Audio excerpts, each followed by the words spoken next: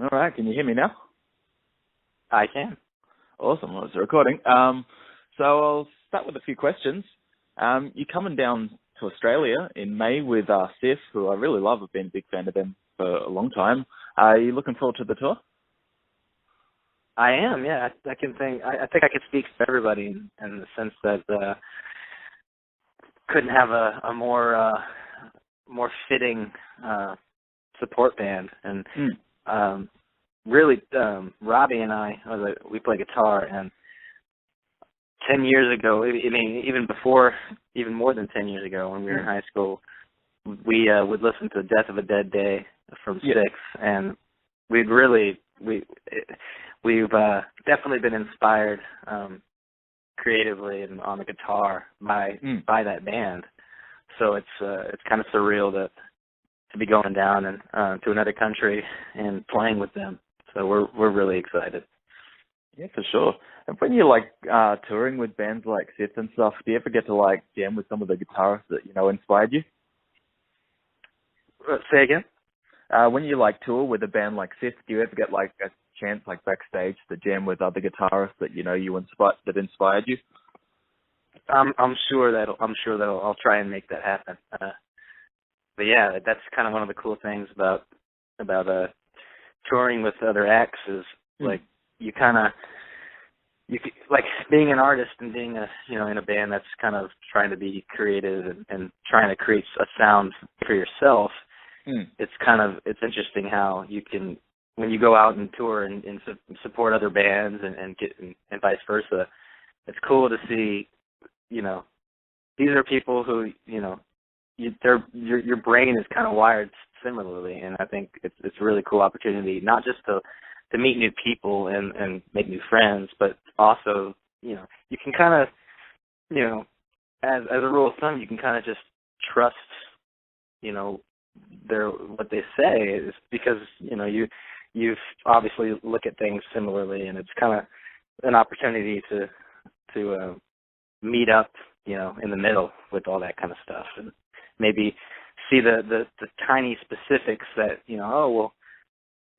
we do things like this, but I see you do things like that, and wow, I never thought that you could do it that way, and it's not far removed. It's not like going, and touring with a band that you don't really connect as much with off the bat, theoretically. I just want to talk a bit about your new album, Clairvoyant. This album, I had a listen just before. It sounds excellent, but it's definitely a bit more chilled, laid back. Got a lot of sonic, atmospheric kind of moments on the album.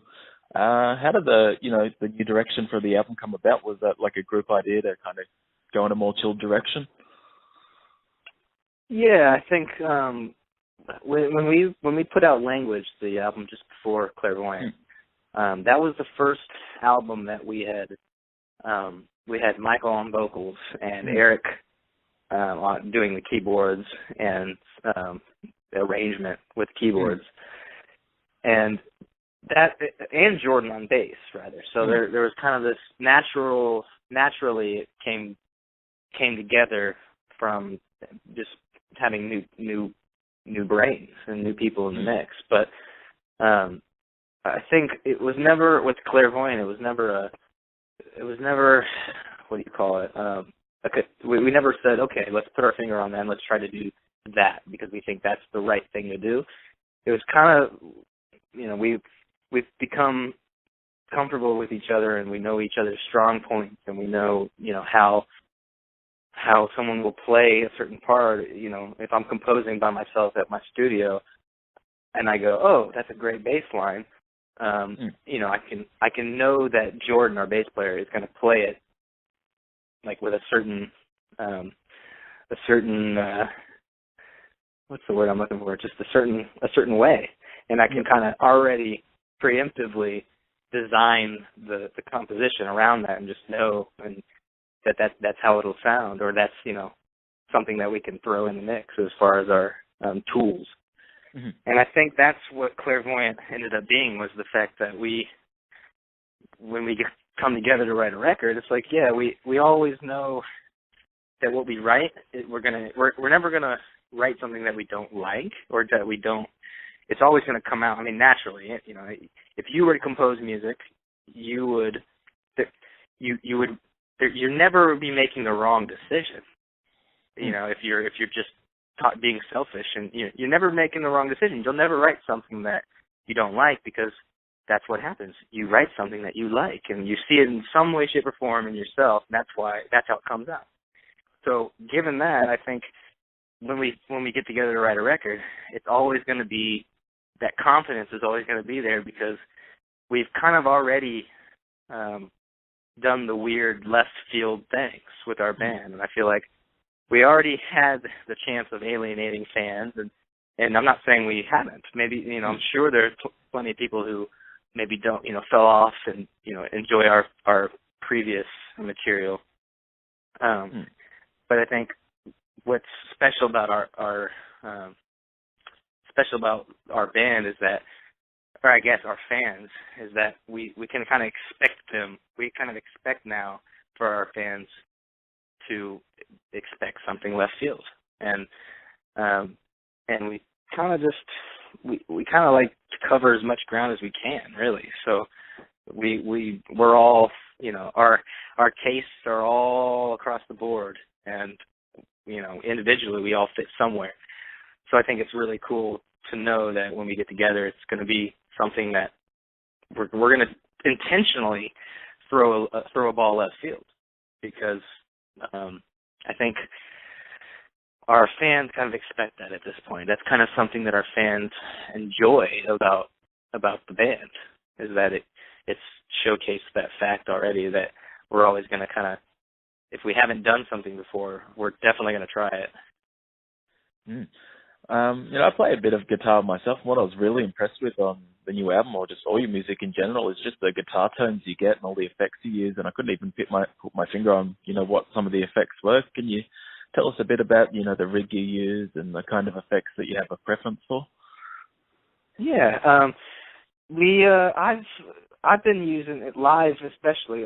Basically, the sounds that we get on the record in the studio are the sounds that we've used live, and we like playing tube amplifiers and Mesa Boogie, especially.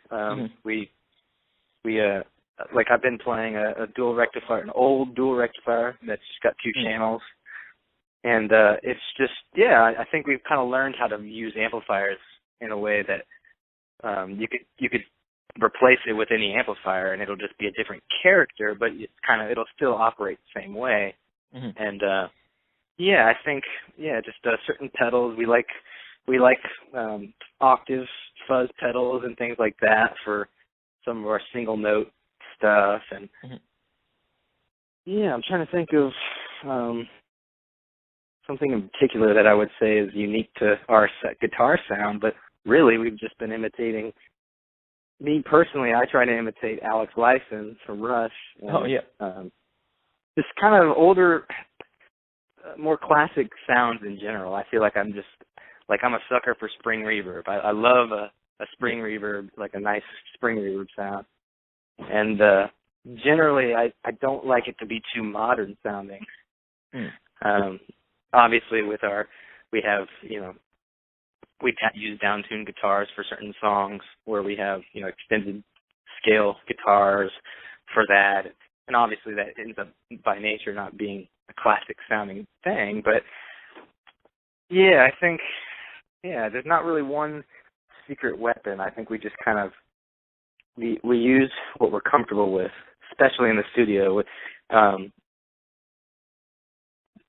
kind of, the amps and all that, that's kind of something that we've kind of dialed in over the years, whereas the other instrument, now it gives us opportunity where it's like, okay, when we get in the studio, it's like we're not really going and playing 10 amplifiers and going, okay, cool.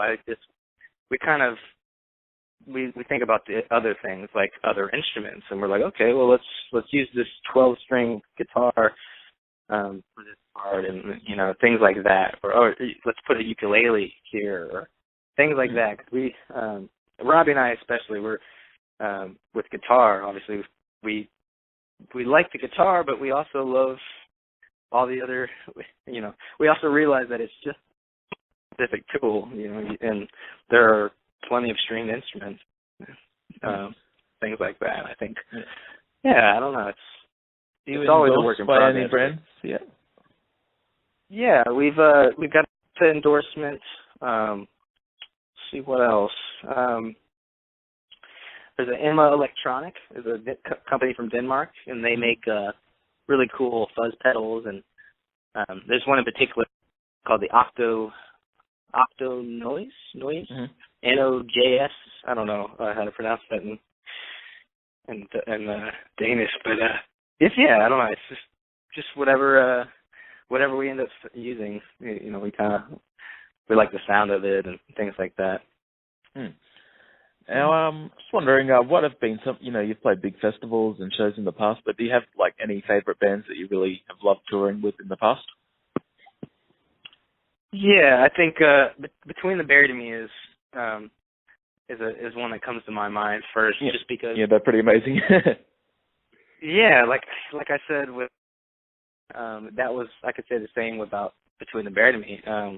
Robbie and I would sit together and write guitar riffs because we were inspired by that band, and it's kind of surreal that we go and tour with them. And over the years, since 2013, we've really hit it off, and they constantly, put us under their wing, and they really help us out tremendously. So, and let alone they're just all down to earth people, and we kind of see ourselves a lot in them, and it's really cool to, kind of just be a new generation of that. Awesome. Well, I probably better wrap it up now because I was a bit late, and I know you probably got more interviews to do. So I'll be definitely at the show in Brisbane in May, so I'm looking forward to that. I haven't seen you guys all this live, so I'll be taking photos and headbanging up the front, so I can't wait. Right on. All right. That'll be the first one. So. Yeah, excellent. Well, thanks very much, Cameron, for taking your time out. I really appreciate it. Thank you. All right. Cheers. Bye. I'll see you soon.